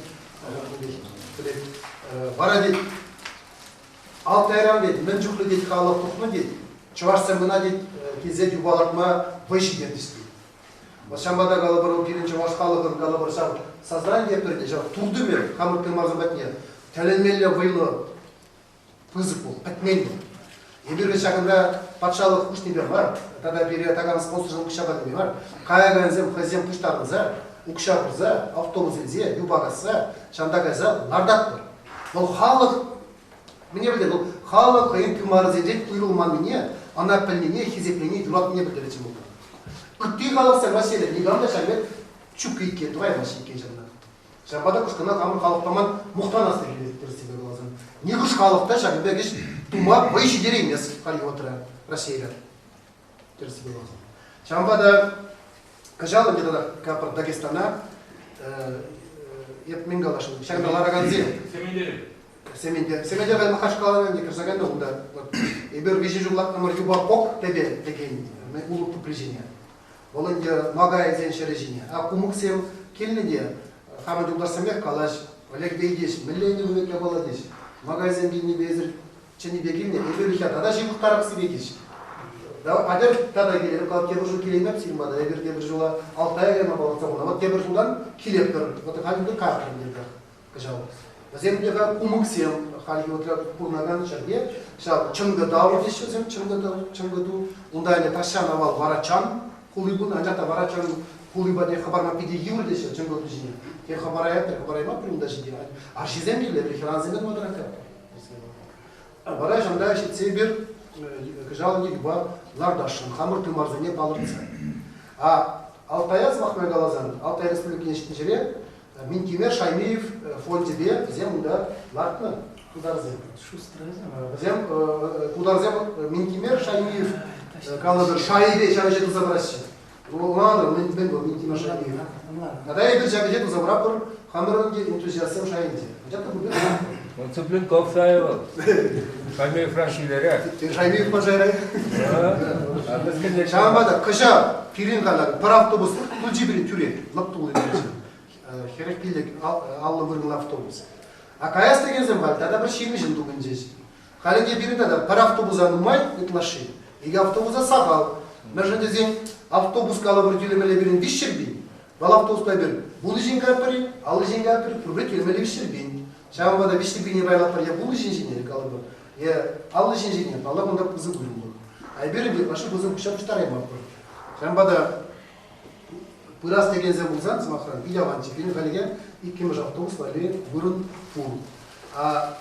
Шитчемеш уду уйген, шитчемеш жага пыр, уду уйген дүмбелик пыжынче келет. Смахма ебер пулат пыр элистар апар бұл ханара, калмык сенден илтне де гала жезір элиста ауырлага шаган деже, пирмада кімен мүскер волкова мазага немесе дейсті ұстара шегіне. Барағар не земат не керем придерімер. А каялаги мен жүкне ебер шарга жашын, кен юба, кен халық нуме бұлзан, вара иги юба багашын. Кебір юбине лардашын Золотаревка была банде, Пенза, пледерни Золотаревка. Был пирен, был болгар был, да, буртасем, калабы буртасем и пирен был, переступил глазам. Пирен буртасем, да, хачаваша генде, ялезем, хужама дезем. Кем жүк людей калабы. Иванов портая генде. Шамбада кунда да жетсе, хамыр тумарзане баларца барашын. Халеге май бурга. Шанзе ларца барма. А кен буны выберишудан, кен булмай деп пулме. А кукинеге бергилара галашын, биде кендилай кенеге мәжендезен халеге боготра, пирнумра, шар идуземет тарашчады. Шар идуземет тарашчады. Шамбада бологотра мелле местетсем булна галабы. Мне булай бир перле булайма. Кейбір. Когда мелле местет пескілені. Хал бiri жазынже қайынза, балақ малы от мала, кем ұты мала бар. Егер тоғырыныр үшін зенже велосипед тузавықты мала бар. Бұл чейді. Кеншит салар, кетменді мажиде тоғыр біріміз шу. Егер дадақ кем ұты велосипед тапыр. Чоқ, бірін қайынза негіз, шам негіз әпәдзе малы, шуды, хитре, намашлы, шуд, кемен тузав мала. Вот сегодня разговор о книге, и Виталий Петрович тоже рассказывал об Эльмине. Вот один из имеется в виду практижников имеется Эльмине, который вместе работал, который вместе трудился рука об руку, о котором было запрещено писать, о котором, в общем-то, в течение вот 8 месяцев, начиная с 1920 года, фактически, 1937 года, о нем молчали. Вот эта книга тоже вышла, касающаяся, это вот Львов Платон Захарович, один из, имеется в виду, основатель чувашского издательства. В то время, вы понимаете, у него были, конечно, ошибки, говорит о том, что он открыто говорил, что чувашский народ революцию почувствует, революция в Чувашском, то есть в Чувашии произошло 23 февраля 1918 года. Это когда, имеется в виду, газета «Канаш» образовалась первый выпуск, то есть первый номер газеты «Канаш» появился. То есть, что, там были такие высказывания, которые, в общем-то, сыграли в 1937 году очень большую роль против него. Вот. Это, был, в общем-то, для того, чтобы узнать об этом человеке, узнать, какова жизнь, надо прочитать. Библиотеки имеется. Я из-за отсутствия, я сам выпустил эту книжку, из-за отсутствия средств выпустил всего количество 200 экземпляров. Больше у меня денег просто не было. Так, дальше продолжим. Борис Борисович. Борис Борисович, Петухов, вы, может быть, слово скажете? Давайте пару слов скажу. Книга, если сказать очень кратко, да, достойна во многих отношениях. Достойна во многих отношениях. Ну, здесь уже отметили, стараюсь, доктора наук. Как бы, наверное, это плюс все-таки, да, для научного издания, очень, как бы, объективно, беспристрастность, вот эти проекты, наверное, плюсы, я думаю. А вот мы, помните, говорили, да, насчет источников, что чувашские источники желательно на чувашском все-таки, вы как бы их не стали делать. Но я считаю, как бы, если надо на чувашском все-таки, если источники на чувашском языке, то нужно давать на чувашском языке источник. Вы там внесли поправку, что вот это февраль, там, Краснову книгу на чувашском языке, но я думаю, надо было дать все-таки ссылку на чувашском языке, а уже в скобках сказать, что, ну, что это на русском языке, перевод на русский. Вот такие вещи. Ну, я думаю, эта книга, ну, здесь, вот Олег Цыпленков сказал, да, я хочу Олегу немного не то, что возразить, да, поправить, что ли, он говорит, вот мы изобретали велосипед, там, в 90-е годы, в конце 80-х. Это не совсем так. Еще Отец Петрович тогда, вот он как раз говорил постоянно, что вот надо именно, ну, с тех лет он как бы знал тот период, просто у него, видимо, не хватило сил, там, времени, это все системно изложить. Он именно опирался, когда там программа ЧАП, там, Конгресса, ну, Виталий Петрович, там, остальные, наверное, он именно всегда опирался, говорил, вот первый этап это было тогда, а сейчас как бы это все было, но здесь заслуга то, что системно. И я считаю еще, что это, ну, как бы наши историки, что ли, историки, ну, подлинные историки, они в последнее время, ну, за последние, может быть, 10 лет, вы лучше скажете историки, я как бы, как литератор могу сказать, это, ну, как бы книга, она не единичная все-таки. То есть было несколько исследований установления автономии. Там гуманитарный институт у нас выпустил книгу, Минеева, там докторская, да, еще какие-то, у Орлова, там, этнополитическая ситуация, 20-е годы, очень интересно, я вот читал книгу, там, про всякие мятежи, там, ну, скажем, в деревнях, очень интересные материалы.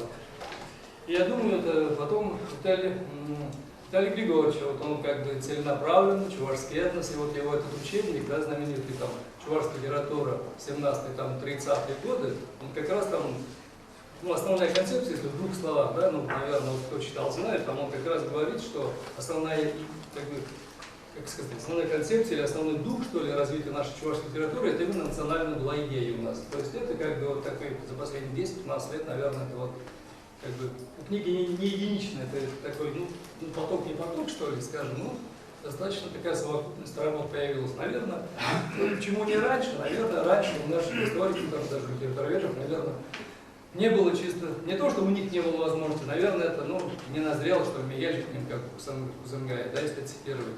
Там, видимо, были еще сильны, ну, скажем, административные ресурсы старых историков, старых каких-то, может быть, литературоведов. Просто они, видимо, ну, как бы не давали хода другому, и вот когда они, ну, как бы естественная смена происходит, там, исследователи, наверное, как бы своим чередом пришло время вот для таких исследований. И вот те пожелания, которые были высказаны Сергею сегодня, да, и его, ну, другим, может быть, некоторым коллегам, которые занимаются этой темой, наверняка найдутся еще какие-то интересные вещи. Вы помните, говорили, ульяновские архивы, да, надо все посмотреть. Вот у нас был разговор здесь Казанский архив, Чебоксарский.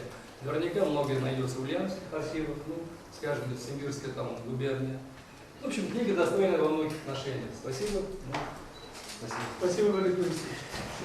Так, желающий, пожалуйста. По 3 минуты, да? По 3 минуты каждому выступить. Да, пожалуйста, по 3 минуты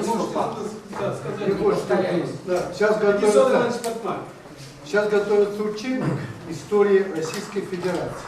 Мы здесь говорим, хорошая книга, другой говорит, хорошая книга. А никто об этом не думает. А почему в этот учебник мы не можем отправить раздел истории Чувашии? Это раз. Почему мы пишем сейчас книги, между собой говорим, осталось здесь? Куда пошла эта книга выше? Какое государство? Я уверен, мы никуда не отправили. Вы куда отправили? Я уверен, может быть, вы отправили. Соединенные Штаты. Вот. Соединенные Конгресс, Конгресс, они там... Письмо прислали. Да. Они улучшили вот это все. Ничего, найдем деньги. Отправляйте все в университеты. А почему мы не можем? Мы потом жалуемся, вот татары такие, русские такие. Мы же сами виноваты. Сегодня, по-моему, наша излишняя скромность, это мы сами себя уничтожаем. И даже не только уничтожаем, мы друг друга, ой, такой дурак. Тут между собой драться, может быть, прекращать. Единомышленники видим, ну ничего же трудного нету. Ну, вот это отправить стоит 200 рублей. Ну, не больше. Ну, сегодня отправьте в Болгарию, завтра отправьте этот, как его. Вот мы сейчас выпустили журнал «Умы народа», я 12 государствам отправил. Ничего тут такого. Ну, пусть там они, ну, половина выбросит. кинет, как обычно у нас, единичный экземпляр отправляем мы в книжную палату. Я оказался свидетелем, как наши книги кидали. Там такая амбразура такая вот, как открытая. Чуваш, хоп, кидает. Мария, хоп, кидает. Татар, вот кидает. Да, может быть, кинут. Но все равно же надо отдельный университет отправлять. Это никто не кинет. Там у них целенаправленно, если работает. Дальше мы говорим насчет истории, насчет русского языка говорите. Ну вы читайте же истории, там, вот Грачевского, Виноградова 1895 года. На русском языке начали говорить только в 17 веке. Это же надо что, смело. Это в учебниках истории написано. Того времени. А мы говорим там, стесняясь, вся наука же об этом знает. Ну, старые книги тоже, не только ссылки старые книги, тоже начать поднимать. Изумительно хорошие книги. Я вот это хочу сказать. Спасибо. Спасибо. Пожалуйста. Поздравляю тебя книгой. И хочу сказать, что книга это как бы такое внешнее выражение внутреннего содержания Сергея Владимировича. Он вначале вот выступил, я кое-что такого говорил, чувствую, что его выступление Мусорского. Действительно, его как личность, что отличает, что он, это сказали, Борис сказал, что многое занимается этим вопросом. Действительно так, но что его отличает от них? То, что он, вот эта книга, она научным языком, академически написана, но в то же время за этой книгой стоит именно правильно. Это можно сказать, что вот к этому вопросу он подходит увлеченно, страстно. И просто вот я был неоднократно свидетелем и участником беседы вот к этому вопросу. И почти со всеми общался, кто этим занимается авторами, но Сергей Владимирович, он самое такое страстное отношение, а когда, то есть вообще наукой надо заниматься только страстно, а никакими другими сторонними, развлекательными интересами. И, что хочу сказать, что вот тут, видимо, выпало одно слово. Я помню, когда с тобой говорили, мы разговаривали, мы говорили, что это национальное государственное самоопределение, потому что национальное самоопределение и национальное... То есть в твоей книге ведется речь о национально-государственном самоопределении, то есть тут момент вот этого. А национальное самоопределение это несколько другое. Это еще со времен Обновишина начинается, Чеважа Эдербулдома, то есть в чувашских песнях, значит, в фольклоре это и, тут сегодня о каких-то бессознательных моментах говорили, о факторах этого естественного уровня, на уровне инстинкта, на физическом уровне. И Гумилев на научном базу возводил расовую неприязнь, его книга проходит, то есть когда одни расы уживаются, другие не уживаются. Это такая глубокая бездна, действительно. А так у тебя речь идет именно о национально-государственном самоопределении. И тут действительно это очень интересный момент.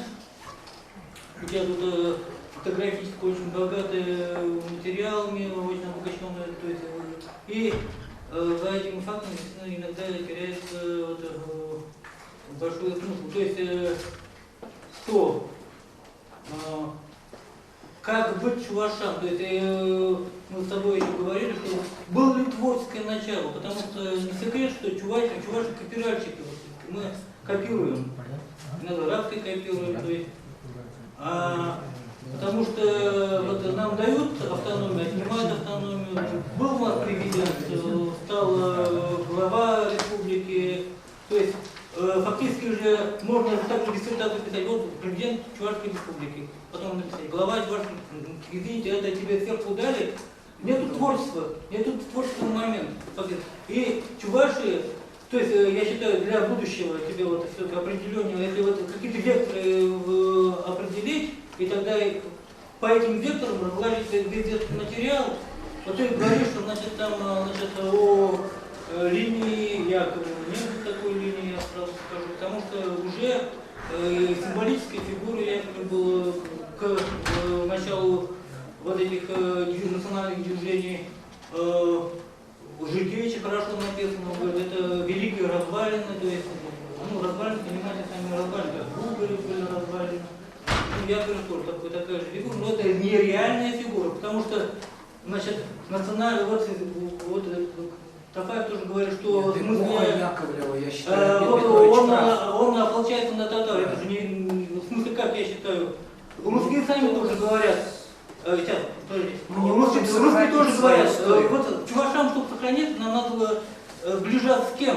Потому что русский народ как организм и как государственный организм, он просто проглотит мелкие народности. Такова природа, знаете, такова природа вообще, как бы природа, законы природы такие. Большое сильно проглатывает, уничтожает мелкие. Они должны как-то объединяться, поэтому русские этому не противостоят. Давайте, я говорил. Поэтому чувашам объединяться с марийцами, мордвой, татарами. То есть это интересно. Нам, когда мы начинаем, значит, против татар, это, извините профессор меня, Родионов, как сказать? мы копаем, убиваем какой-то камень, на котором мы стоим. Потому что они на нас стоят. Это, я договорю, пару слов. То есть, поэтому идея государства, тогда вот как, там момент, ты это выписал, вера в будущее народа, вот с этим связано было. Скажите, вы правильно сказали, что здесь элита, интеллигенция. Пожалуйста, представляйтесь. Ну, меня Артем зовут. Я как бы согласен, что действительно это интеллигенция, это люди, которые берут вперед и так далее. Но очень важно сейчас в нынешних условиях, когда идет действительно массовая русификация, каким-то образом достучаться и до массового читания. Ну, я не знаю, что это сделать. Лучше всего, конечно, это сделать через школьную программу. Поэтому, может быть, не все, может быть, какие-то моменты, но было бы очень здорово, если бы они попали в учебу. Пожалуйста, только минуту. У этого Геннадия еще очень много книг лежат, надо выпустить по линии фонда Волжской Булгарии, у него дом бывает, как фонд Волжской Булгарии. И где бы, как бы вот найти, где сообща, не только у него, у многих надо книги выпускать. А он же для себя же пишет. У него сколько еще штук 5, еще у тебя 5 книг лежат, давай ты выпусти. Да. И где бы, как бы, вот к кому обратиться. Он же для чувашского, всего нашего великого чувашского народа старается. И для остальных республик народов это очень ценные книги. Я очень сильно, у меня душа болит. Нельзя же на энтузиазме. Пусть вот по телевидению слышат, как-то может на верхах заметят, что на энтузиазме, ну, чувашский вопрос тяжеловато вот сохранится нам. На самом деле татары, мы туда ездим, все, мы видим, что у них лучше идет, а у нас здесь плохо. Потому что там и книга у них хорошая выпускается, вот видели вы? Миллионами тиражей. Да, тиражевая. Вот это 200 экземпляров, это что, это капля моря, это тоже. И у нас он изыскивает какие-то возможности. Ну, надо помочь. Не только Геннадию Ильичу, и остальным тоже, вот и Сергею тоже надо помочь надо. Вот где бы кому достучаться? Спасибо большое. Фонд Министерства культуры. Жаль, конечно, что здесь собрались те люди, которые миллионеры. выпускают книги за свой счет. Вот Да, самое да, страшное. Никто из них, понимаете, сегодня не связан с богатыми людьми. Они фактически свои копейки, понимаете, порою от семьи крадут, понимаете, но книгу выпускают. Так, пожалуйста, еще. Тревога Геннадия Ильича, что он так, что мы можем без истории остаться. Да? Уже остались. Они, в общем-то, это делают активно. Как вы сказал, нам надо амбициозные планы принимать. Не только амбициозные, нам сегодня уже агрессивные планы принимать насчет этого. Наступательные. Наступательные, должны действовать надо. Потому что если лежит, убегшите завтра сами перед вот туда от меня тузама, что ваши учителя в тезема. Параллельно Восстановить. Земдезем пербек нации был ман. Вот Россия нации гнамары кузе национальность. Шаум беге хунзем тоже нации был. Теперь параллельно был. Вот это сейчас Николай. Спасибо. А вот сегодня все-таки нет. Мы сейчас, наверное, скоро нам завершить надо, поэтому вам все-таки слово дадим. Да, у нас букет. Раз букет цветов здесь, понимаете, Мы за тебя. Что Это среди сестра нас, моей бабушки. что среди нас такой И парень брат у нее там вырос. здесь тоже. Прекрасно. Рады, поздравляем. Дальнейших успехов в работе, в науке и здоровья. Спасибо. Надо вам всех поздравлять. Семье. Очень рад. У него очень хорошая семья, уважаемые коллеги. Двое мальчиков, красивая жена. Саламатов, Сережа.